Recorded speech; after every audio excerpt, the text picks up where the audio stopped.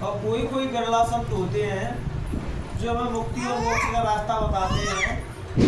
कि बाकी के सारे संत ऋषि मुनि सब हमको कर्म कांडों में उलझा देती है, जिसको पाके कोई मोक्ष को नहीं प्राप्त कर पाया, कोई भी अपनी आत्मा जागृत नहीं कर पाया।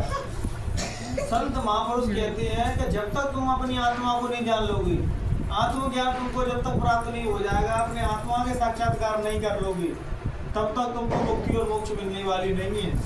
मुक्ति मोक्ष तभी मिलेगी जब तुम्हारे भीतर अविनाशी बैठा है, जो कभी नहीं खत्म होता। जैसे गीता में नहीं कि कृष्ण भगवान कह रहे कि आत्मा कभी नहीं मरती। जब उसी को कभी ना मरने वाली चीज को हम जान लेंगे कि हमारे भीतर कभी ना मरने वाली चीज को कौन सी है, हमारे भीतर आत्मा। और बाकी जो बाहर का स्ट्रक्चर दिख रहा है, चाहे हमारी आंखें हो, चाहे हमारे बाल हो, नाक हो, जितनी भी बॉडी का कोई भी पार्ट दिख रहा है वो सब खत्म होगा, लेकिन भीतर आत्मा बैठी है वो कभी खत्म नहीं होगी। और संत महापुरुषों ने उसी का रास्ता तुमको दिया था कि उसको पालो, उसको जान लो, फिर उसकी मृत्यु कभी नहीं होगी। मृत्यु ये शरीर की घटना है कि शरीर तुम्हारा जर्जर हुआ, शरीर थोड़ा जर्जर हुआ, खराब हुआ तो शरीर छूट जाता है, लेकिन आत्मा का इसका कोई लेना देना नहीं है। आत्मा जब तक अपने मूल स्वरूप में मिल जाती है तब तक उसका जन्मना मरना लगा रहता है। और संत महापुरुष इस धरती पे और तुम्हारे आगमन को छुटवाने ही आती है कि तुम भजन करके, साधना करके, मेहनत ईमानदारी से कमा के और भजन करके और प्रभु से मिल जाओ। लेकिन पहले तो शुरुआत में जब इस ज्ञान को वो देती है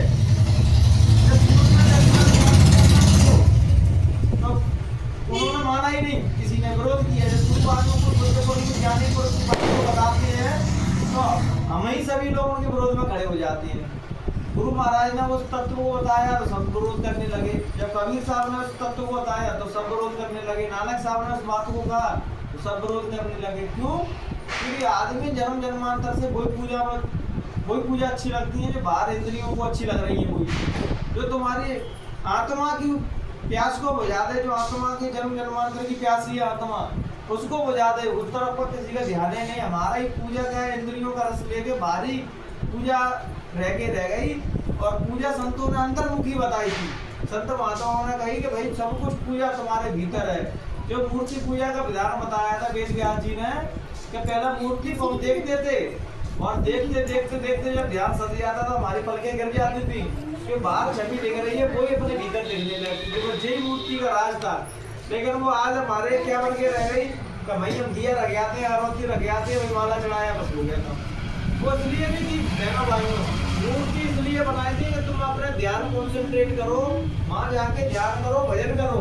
कोई तीर्थ स्थल पर जाके भजन नहीं करते, वो केवल मनोरंजन करके भग जाते। लेकिन मनोरंजन का स्थान नहीं है वहाँ।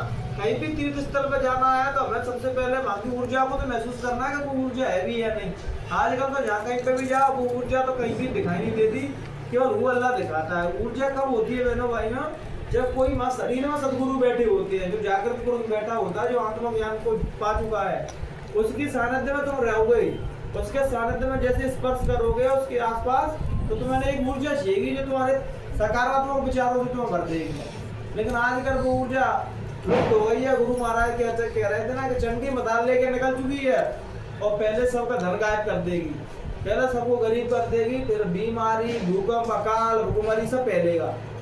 और फिर तुम इस नाम को, जय गुरुदेव नाम को चिल्ला के लोगे, रो के लोगे बच्चा, लेकिन तुम्हें जय गुरुदेव नाम का सहारा तो लेना पड़ेगा।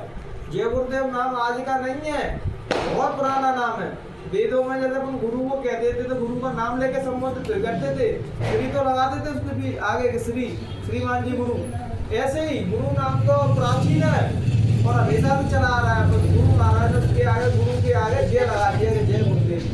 गुरु की तो हमेशा जय रही है, चाहे त्रेता हो, द्वापर हो, सतयुग हो या कलयुग हो, गुरु की तो हमेशा जय रही है। जितने महापुरुष आए सबों ने गुरु के उपदेश लेके अपने अपने काम किए, चाहे भगवान राम हो, चाहे कृष्ण हो, चाहे जितनी भी शक्ति आई, सबने गुरु के सानिध्य में रह के गुरु के रास्ते जो बताया गुरु ने, उस रास्ते पर चल के समाज का कल्याण किया। आज हम क्या करते हैं, आज हमारे जीवन में गुरु की कोई इम्पोर्टेंस ही नहीं है। पिछले समय में चाहे प्रधानमंत्री हो, चाहे राजा हो, गुरु के विचार करके तब राजपाट संभाल। कोई भी बड़ा कार्य करना हो, कोई भी बड़ा काम करना हो तो गुरु से पहले सलाह मशवरा लिए जाते थे। आज हम अपने कमरों में बैठ के मशवरा कर लेते हैं और सारे काम बिगाड़ लेते हैं। इस लोग को भी बिगाड़ लेते हैं और परलोक को भी बिगाड़ लेते हैं। बहनों भाइयों, संसार में रह के इस लोक को भी संभालना, परलोक को भी संभालना है।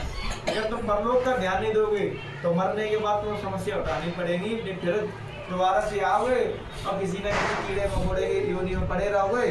जब फिर कोई संत महात्मा तुमको स्पर्श करेंगे फिर जाके मनुष्य योनि में आओगे। तो इस बार मत चूक जाना। सदगुरु पूरे मिल गए, रास्ता सच्चा मिल गया और अभी भी हम भजन नहीं कर पाए तो सदगुरु को दोष मत देना, क्योंकि आज के कलिकाल में बहनों भाइयों भजन इतना कठिन चीज है जितनी और कोई चीज नहीं है। क्योंकि इंद्रियों पर बस ही नहीं है किसी का। इंद्रिय चलाए माना सबकी, इंद्रियां ऐसे दौड़ा लगा रही है मानो बहुत स्पीड से तेज भाग रही है। लेकिन जब हम 1 घंटा चकाचौंध भरी दुनिया से बैठ के अंदर में मुँह हाथ धो करती है, तब धीरे धीरे बहनों भाई हमारे मन पे भी कंट्रोल आता है, हमारी बुद्धि पे भी कंट्रोल आता है और हमारी इंद्रियां स्थिर पड़ती हैं और हमारा ध्यान परमात्मा की ओर जाता है। इसलिए तो गुरु महाराज ने कही कि 1 घंटा सुबह भजन करो, 1 घंटा शाम को करो और फिर 1 महीने के अंदर भजन का प्रताप देखना, तुम्हारी बाहर भी रक्षा करेगा और भीतर भी रक्षा करेगा।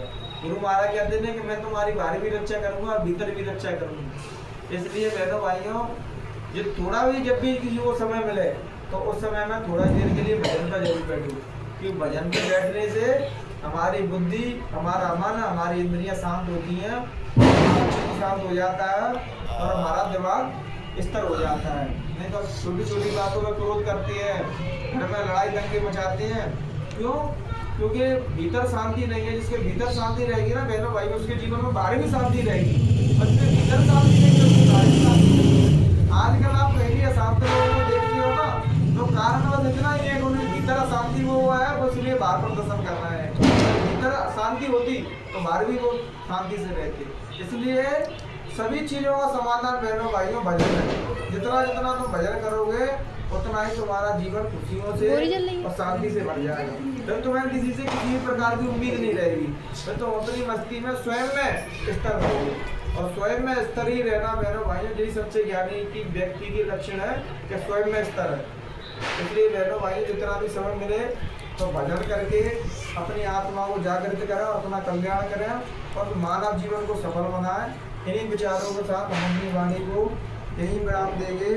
अगर बहनों भाइयों हमसे कहने सुनने में किसी प्रकार की त्रुटि रह गई हो तो अपना बेटा, अपना छोटा भाई समझ के माफ कर देना। जय